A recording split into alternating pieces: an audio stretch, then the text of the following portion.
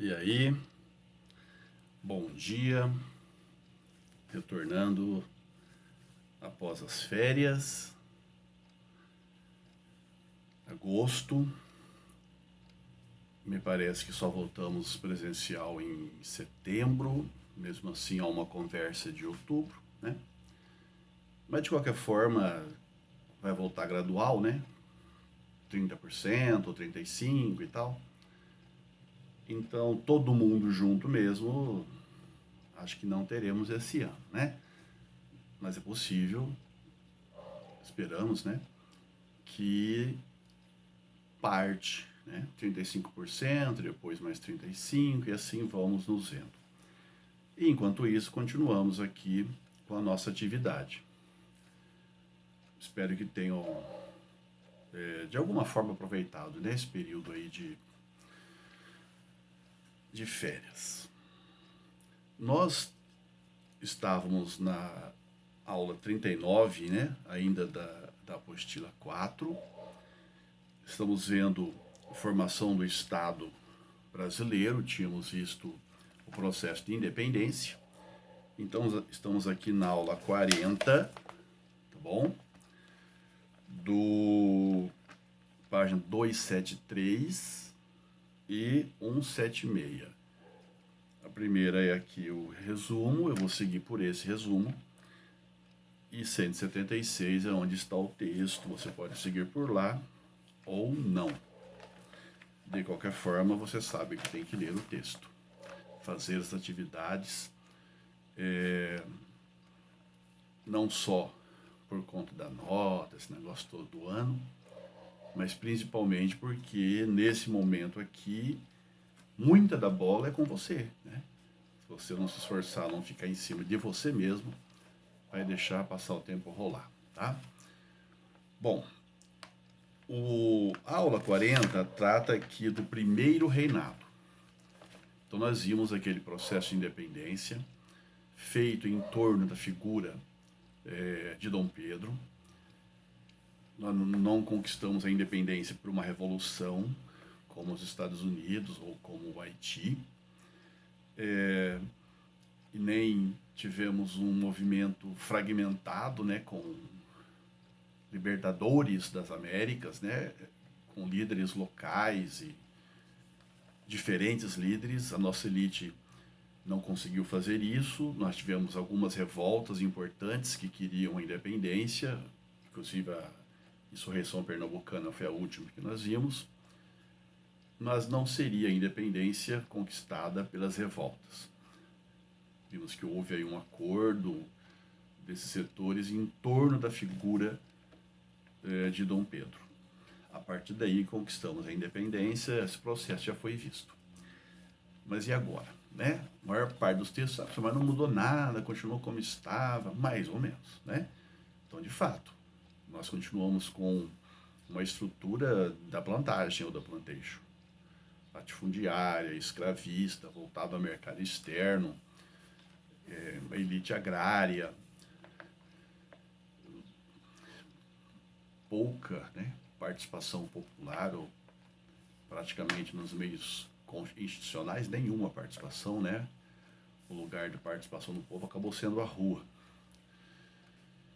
Então não mudou nada? Mudou. No aspecto político, principalmente. Nós passamos a ter aqui um governo. Passamos a ter aqui as nossas próprias leis. Mesmo que esse governante que ficou aqui era o filho do antigo governante que estava aqui, Dom João VI, que volta para Portugal. Então, em torno do Bonaparte, Dom Pedro, vai se construir agora o projeto de Brasil que se quer. Então, a primeira questão que aparece é justamente essa, a construção do Estado Nacional. Ou seja, o Estado Nacional foi construído. Poderia ser o Estado Nacional republicano, o Estado Nacional monárquico, democrático, absolutista. Então se construiu, sabemos hoje, que foi um Estado Nacional imperial ou monárquico. Foi aquele que vingou. Diferente da América Espanhola, onde pipocaram aí diversas repúblicas. Essa é uma diferença muito importante. E também houve, então, diferença no regime, né, monarquia e república, e também territorial, uma fragmentação do território da antiga colônia espanhola e uma unificação, né? Nós continuamos unificados, unidos, nosso território não foi fragmentado, principalmente pela liderança, né? Tínhamos um líder, enquanto que os outros vários líderes. Aí. Alguém vai dizer assim, então por que copiamos a Europa? Pode ser. Né? Afinal de contas, como ficou Dom Pedro, o princípio era manter a monarquia, diferente da América Espanhola. Outros vão dizer também que o exemplo das repúblicas da América Espanhola não foram assim tão significativos, né? Em alguns lugares, uma, entre aspas, baderna, chamada de república. Então optou-se pela monarquia, mas isso não foi exatamente aqui.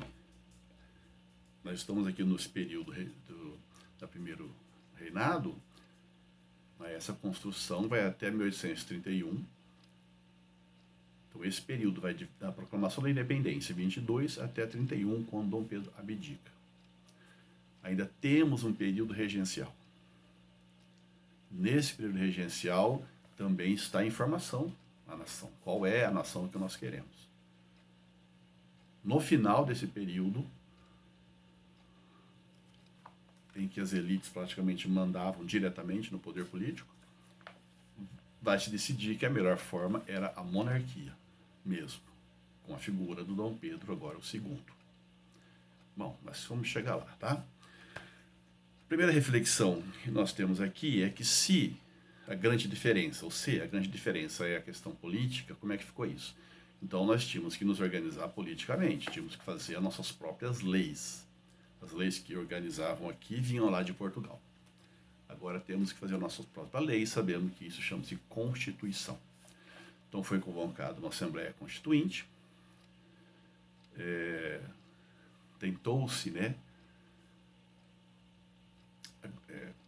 juntar as diferentes grupos, ideias do que se queria, e a partir daí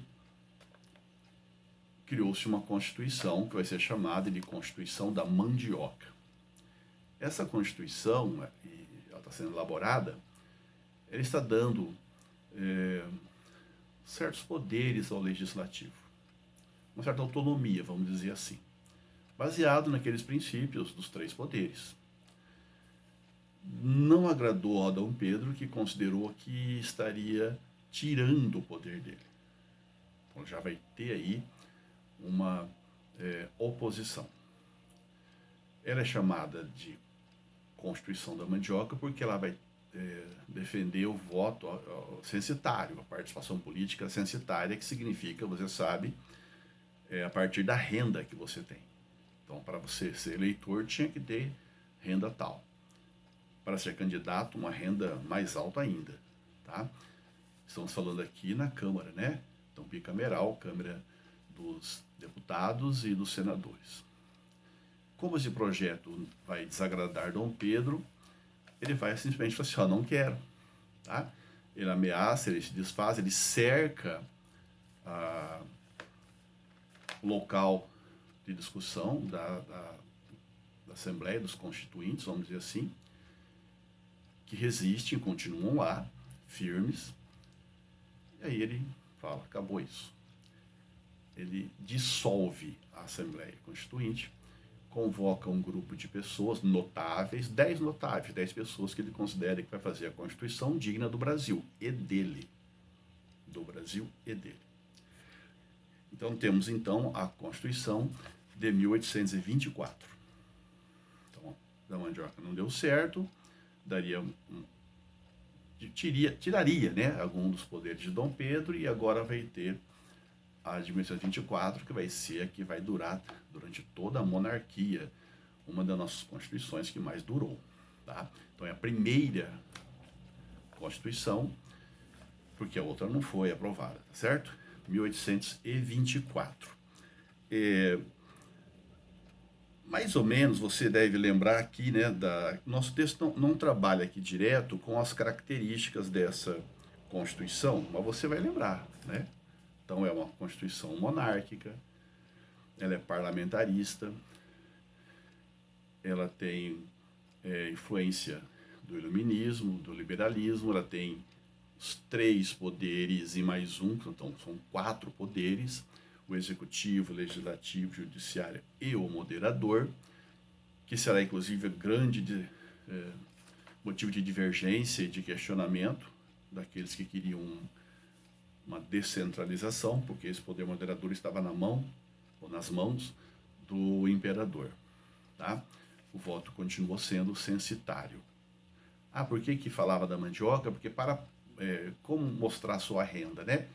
Então ela estava relacionada à capacidade de alqueires de mandioca que você pudesse produzir. Bom, essa Constituição tem a outra característica, que ela foi outorgada. É aquela história daquela que é promulgada, que é feita com debate, com discussões, feita de maneira mais democrática e participativa, e aquela que é imposta. No caso aqui, Dom Pedro dissolveu a Constituinte, chamou alguém do convívio dele, faria como ele queria, e impôs essa Constituição para outros todos. Claro que ela partiu do projeto anterior e foi adequando. Então, outorgado. As demais características nós vamos vendo através aqui das reflexões, está claro lá no texto. Bom, resolvido o problema das leis, mas resolvido com grande dificuldade. Essa atitude de Dom Pedro de dissolver a Constituinte e de impor a outra Constituição, que tem um poder moderador, ele vai considerar o Dom Pedro sagrado, inviolável, alguém que não erra. Então isso vai ficar entalado aí nas regiões, e ela vai ser imposta.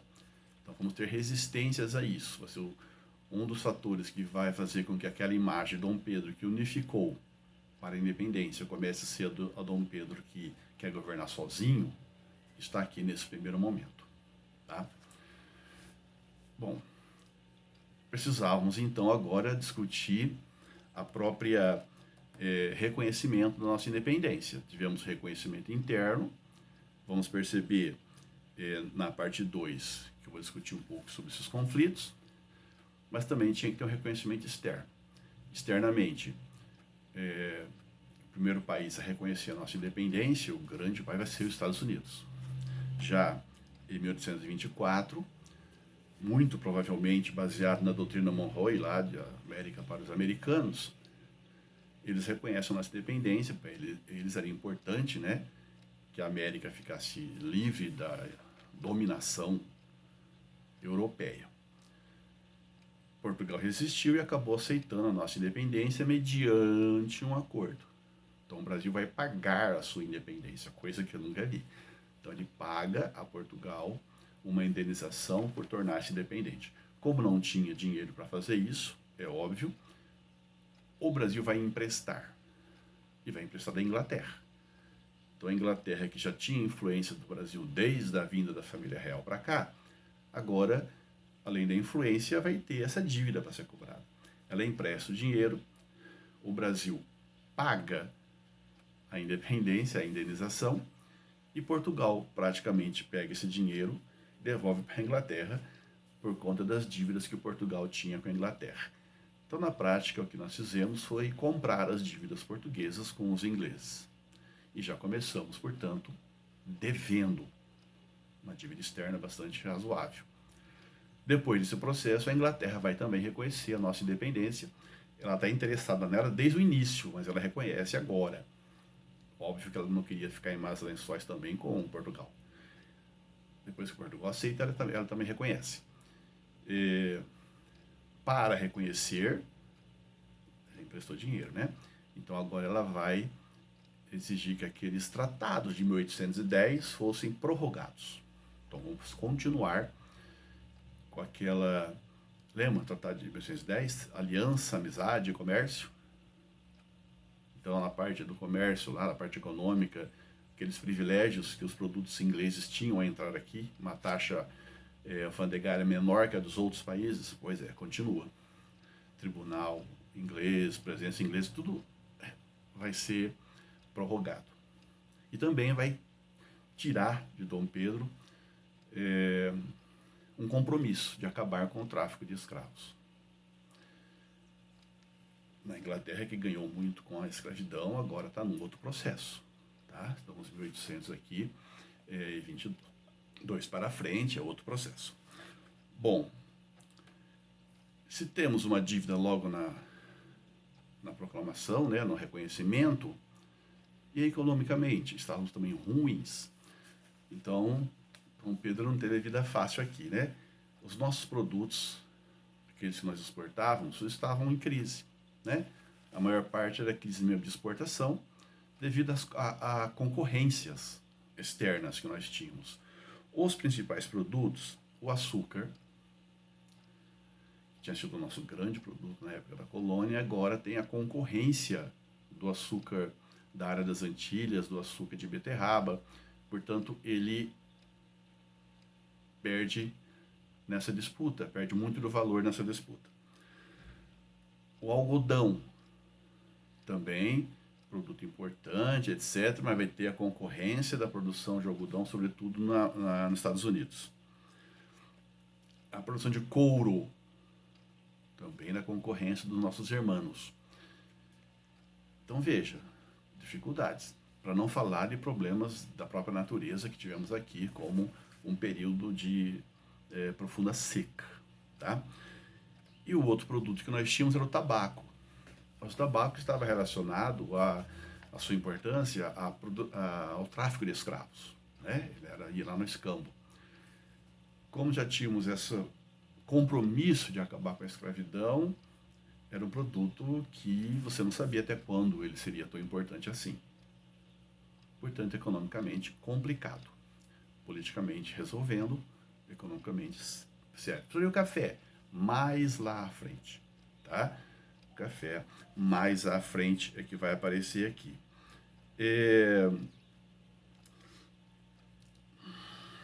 Acho que os tratados, a divulgação e tal. Item 2 que nós temos aí. Conflitos militares na formação do Império. Então, lembra que eu falei dos reconhecimentos externo e interno? Então, o reconhecimento interno não foi tão pacífico assim. Falamos que foi imposta a Constituição. Então, houve resistência. Por isso que não é correto falar que a nossa independência não teve violência, né? Não foi um conflito, foi um acordo, todo mundo se deu bem, não. Teve lugar. Em vários lugares onde tinha tropas portuguesas, por exemplo, no significativo delas, houve resistência. Como da Bahia, por exemplo. Mesmo que os baianos, de modo geral, quisessem a independência, tinham muitas tropas portuguesas lá. Resistência. Resistência no Piauí, no Ceará, no Maranhão. E para lutar contra esses grupos, nós não tínhamos um exército significativo. Acabou de ser independente. Então, Dom Pedro vai recorrer a mercenários, tá? E que vão até exagerar, né, na repressão. Portanto, temos reconhecimento interno, mas à custa de conflito, de repressão. As disputas externas, eu ainda volto no interno com a Confederação. As disputas externas, nós temos lá a Guerra Cisplatina. Você lembra que a província da Cisplatina, ela foi anexada na época de Dom João, 1816, se não me engano, e sempre foi uma área de conflito, desde a época da colônia, entre Portugal e Espanha. E agora, no processo de formação do Estado também. Foi praticamente uma reivindicação da Carlota Joaquina, né? Então, vai ser integrado. Mas agora eles estão no processo de independência. Aquela área era uma área que interessava a muitos, principalmente por causa dos rios navegáveis. Então, dominar aquela área podia significar dominar uma área que era importante por causa dos rios, na parte econômica e na parte militar. Comunicação e tal. A Inglaterra também estava interessada aqui, porque havia um projeto chamado Províncias Unidas, né? Que era um projeto argentino, de dominar aquela área. E se ele dominasse aquela área, é só você observar o mapa, ele dominaria essa bacia, essa região do Prata. Daria muito poder a essa união desses países do Prata, o que também não agradou o Brasil. Então essa área interessava tanto ao Brasil quanto à Argentina e à Inglaterra. Dentro desse processo, nós teremos então este conflito que vai culminar com a independência da região. Então, vamos dizer assim, nem Brasil, nem Argentina. Quem vai ficar aqui é um povo independente, a República Oriental do Uruguai, tá bom? Por isso que eles falam que é um estado tampão, né? Que está ali separando o Brasil da Argentina, mas que nunca conseguiu ser totalmente independente, porque vão nascer lá dois partidos, Colorado, blancos, um dominado, influenciado pelo Brasil e outro pela Argentina. Sabemos que isso vai dar, inclusive, mais à frente na Guerra do Paraguai. Mas, por enquanto, o que tem a ver? Tem a ver que o Brasil gastou dinheiro com esse conflito, Dom Pedro gastou dinheiro com esse conflito e perdeu. Então, pior do que ir para a guerra é ainda perder a guerra. Então, perde em dinheiro, perde em prestígio. Que moral de Dom Pedro por chão, tá? Desses conflitos internos aqui, vale lembrar também dois que nosso texto cita. Um é no Piauí, Batalha do Genipapo, onde há uma região do Piauí, reivindicando parte do Maranhão, aquela área ali. Eles resistem, os portugueses ali ganham, né? Mais de 200 brasileiros morrem, nem 20 portugueses, mas na sequência eles vão para o Maranhão e lá eles são derrotados, mas ali é uma resistência. Mas a mais importante é essa que aparece aqui, chamada Confederação do Equador, de 1824. A Confederação do Equador, que tem um caráter liberal, republicano. Lembra, aqui no caso, a insurreição pernambucana, em 1817, era um processo praticamente de independência do Nordeste, não só do Pernambuco. Foi cessado, interrompido pelo próprio processo de independência. Aqui, de novo, a liderança será dos pernambucanos. Então, um processo republicano, liberal e federativo, ou federalista. Eu anotei algumas questões aqui que só você vê o texto, mas eles estão se voltando contra, né, o fechamento da Assembleia Constituinte, como nós falamos, a imposição da Constituição, o excesso de poder do imperador com o poder moderador, então esse centralismo. Contra tudo isso, os confederados do Equador vão se voltar. Havia uma divisão também em Pernambuco. Uma elite açucareira em crise e uma elite algodoeira, que ainda está bem. A principal diferença é que essa elite algodoeira aprendeu a crescer sem ter interferência da metrópole, porque foi naquele período em que Dom João estava aqui. Então, esse grupo é que vai se unir a esses confederados. E justamente, Dom Pedro vai se unir aos produtores de açúcar para combatê-los. Tá bom? Figura aqui tem Cipriano Barata, tem vários personagens, mas o destaque vai ser pro Frei Caneca, Frei Divino do Rabelo, Caneca e etc. O Frei Caneca já havia participado da Confederação da Insurreição Pernambucana de 17, está aqui de novo, ele vai inclusive ser morto aqui.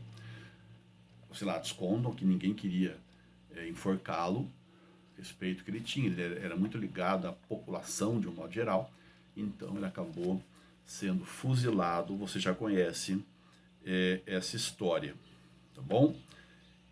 Esse governo que eles proclamaram lá, que é separatista, que seria uma nova região, Pernambuco, Ceará, Paraíba e Rio Grande do Norte.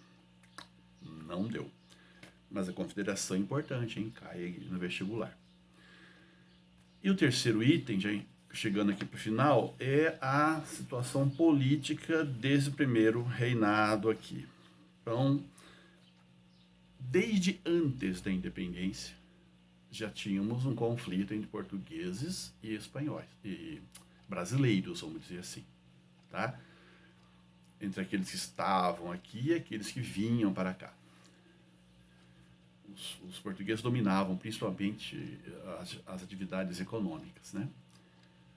E naquele período de transição ali, quando o Dom João vai para Portugal, fica aqui o príncipe regente, esse período, né, uma certa simpatia maior de Dom Pedro para com os portugueses. E na visão brasileira, os portugueses serão sempre aquela lembrança da dominação, da recolonização e tal. Então, essa oposição, essa animosidade, né, entre ambos era muito grande, chegando inclusive de quebra-pau na rua, expulsão, etc. e tal. Então temos aqui esse conflito, um clima anti-lusitano. Veja, com a independência isso continua, inclusive o próprio Dom Pedro, né, começa a ser hostilizado e tal, dizendo que se preocupava muito mais com Portugal do que com o Brasil. Então, se isso era feito com Dom Pedro, imagine então com aquele que tinha um armazém lá na esquina. Tá? Quando Dom João VI morre, veja, estamos indo por aquele caminho que vai mostrando por que Dom Pedro vai perdendo prestígio. Tá? Já vimos que o motivo vai ser ligado à Assembleia Constituinte. Agora que o pai dele morre, né? Dom João VI morre em 1826. E ele, Dom Pedro, é o herdeiro. Como é que vai fazer? Então, o Brasil vai ficar aqui agora. Tá, o Dom Pedro sempre falava, né, que ele podia governar os dois, né? Essa monarquia dual. Que ele disse, não, governo lá, governo cá, e os dois independentes, como se, né? Mas isso não foi de agrado de ninguém, praticamente. Então, ele percebe, ele manda a filha dele. Tá? A filha dele, aparece um desenho em algum canto aí, Dona Maria da Glória. Não sei se vocês falam que ela tinha 7 anos, ou que eu procurei aqui, 5 anos. Então, nessa fase de 5 a 7 anos, óbvio que não dava certo. Então, ela foi para segurar o trono. E teria um regente, teria alguém que iria ser o tutor dela e tal, tal. Quem? O irmão de Dom Pedro, Dom Miguel. Mas Dom Miguel deu uma de Miguel, desculpa, brincadeira, e tomou o trono. E assumiu o governo de Portugal. Bom, o que vai acontecer depois, vamos ver depois. A ideia é que no Brasil, se falava, Dom Pedro está mais preocupado com Portugal do que com o Brasil. Rompeu ou não rompeu? Então isso causou um certo desgaste à figura de Dom Pedro I. Depois, o centralismo. Quer dizer, Dom Pedro era visto como alguém importante no mundo lá fora porque era um governante que tinha uma constituição. Então, nós estamos no processo, tá vendo? Constituinte, né? Teve uma constituição liberal. Mas aqui dentro eles como autoritário, centralizava tudo. E era genioso, né? Autoritário. Esse centralismo vai ser outro motivo de resistência das elites daqui. A questão cisplatina, que eu já falei, gastou-se, perdeu. A Guerra do Equador, a Confederação do Equador, desgaste, a repressão também foi muito bárbara lá. Alguém fala acima do tom, né, do que era necessário. A crise econômica que não se resolvia. Então, veja, Dom Pedro estava numa situação muito complicada. Tá? Talvez o desfecho político mais significativo foi o assassinato de um jornalista chamado Líbero Badaró, e que, muito provavelmente, não tem uma prova, mas se acreditou na época que foi a mando de Dom Pedro. E até hoje se acredita nisso. E o assassinato dele teria sido o golpe final. Tá? Porque ele era popular, a população se volta, né, contra Dom Pedro. Um exemplo disso é quando o Dom Pedro faz uma visita política, né, a Minas Gerais, e ninguém muito dá moral para ele. Justamente quando ele está lá, eles que estão lá vão fazer homenagem ao Líbero Badaró. Uma forma clara de dizer, Dom Pedro, não gostamos disso daí, a questão está errada e tudo mais. Dom Pedro volta para o Rio. E ao voltar, os portugueses, vamos chamar de um partido português, tentam fazer umas boas-vindas para ele, e os brasileiros não vão deixar, e vai virar um quebra-pau. Tá? Virar o início de uma guerra civil, praticamente, ali, né? O quebra-pau e tal é a famosa Noite das Garrafadas. Dizendo que a garrafada foi a guerra civil, mas esse clima que estava já em torno já era um clima muito propício, muito próximo disso daí. Noite das Garrafadas, portanto, simbolicamente, no visual, né, já mostra que Dom Pedro não teria mais como governar. Ele dá uma cartada, convoca o Ministério de Brasileiros, mas não dá tempo para que esse ministério resolva as principais questões. Ele, com o poder que ele tinha, ele desfaz esse ministério e convoca outro só de português, o Ministério dos Marqueses, né, de português. Aí foi a gota d'água, de novo, né, o copo estava transbordando, continuou.